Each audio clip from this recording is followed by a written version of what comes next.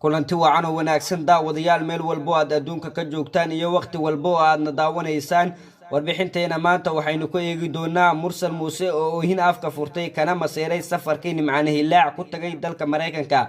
balse marka hore intaynu u gudagalin halkani waa hadaf side haddii aad nagu cusub tahay calaamadda subscribe-ka taabo ka mid noqo kumanaanka qof ee sida joogtad u hela wararka iyo barnaamijyada halkani idin soo gelino fanaanka mursal muuse cumar ayaa maseer dartii afka furtay kadib markii fanaanka kale nimcaan hilac iyo xaaskiisa u kaxaysay dalka Mareykanka gaar ahaan magaalada Columbus ee gobolka Ohio iyo cariga iyo dalka Mareykanka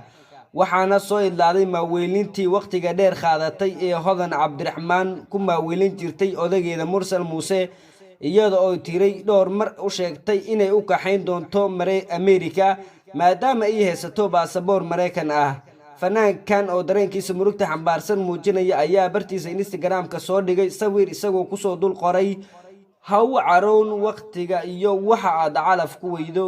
hadalkan ayaa u muuqda in fanaanka mursal uu ka niyad jabay safarkii uu ku dul tagi lahaa Mareykanka haddaba daawade fanaanka nimcaan hilac ayaa xaaskiisa ayaan bashiir u soo dacwootay waxayna uu si sahlan ku galay America isagoo iska fasaxay shaqadii oo ahayd agaasimaha wax soo saarka iyo howlgelinta gobolada waabari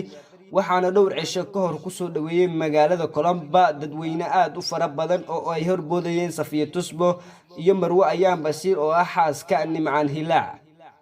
qubarada ka faaloota arrimaha fanka ayaa waxa ay sheegeen in mursal muuse uu gacan god la galay oo aan biyo iyo baad lahayn waxaana la yaab noqotay laba nin oo ilma adeer ah sababta midkood si sahlan ku galay Mareykanka midna uu ilaa hadda dhiban ugu yahay xaaskiisa hodan cabdiraxmaan laakiin heeska uu qaaday nimcaan ayaa waxa eriyadeeda ka mid ahaa raaliyo nin helaa rag lama simne reerkeed ku filan ayaan waa adiga taasi uu fanaanka ku sheegay in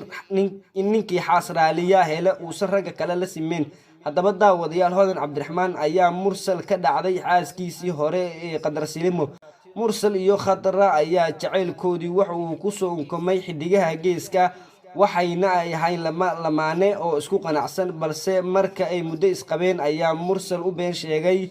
boorsooyinkii ay wadatay hodan cabdiraxmaan oo ka timid America waxaana mursal durbadii furay xaaskiisii hore ee qadar silimo isagoo guursaday hodan cabdiraxmaan dheero hodan ayaana mursal u sheegtay inay u dheefinayso Mareykanka balse waxa soo baxay maaweelintii malawaalka ahayd ee hodan cabdiraxmaan